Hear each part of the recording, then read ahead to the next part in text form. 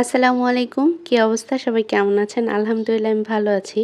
তো গতকালকে ২০ তারিখে আশমিরার ১ বছর পূর্ণ হয়েছে আলহামদুলিল্লাহ।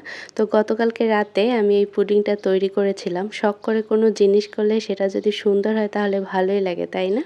তো আজকে আমার ভাই এসেছে আশমিরার জন্মদিন উপলক্ষে, আশমিরার মামা এসেছে। তো আমিও পুডিংটা বানিয়ে রেখেছিলাম। আমার ভাইও পুডিং অনেক পছন্দ করে।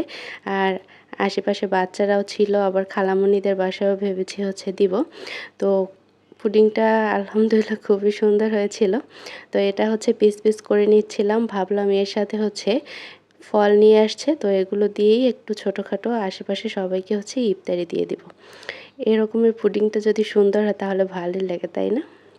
তো এই যে নিয়ে আসছিল পেয়ারা। পেয়ারাগুলো একদম কচকচে, মনে হচ্ছে এখনই গাছ থেকে পাড়া হয়েছে, তাই না? আর এখন তো বড়ইয়ের সিজন, বড়ইগুলো খুবই মিষ্টি ছিল।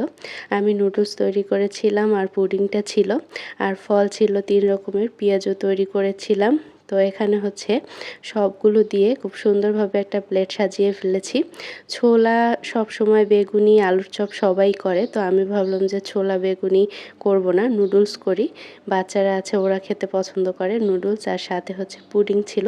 তো সবগুলো দিয়ে খুব সুন্দর করে প্লেটটা সাজিয়ে নিয়েছিলাম।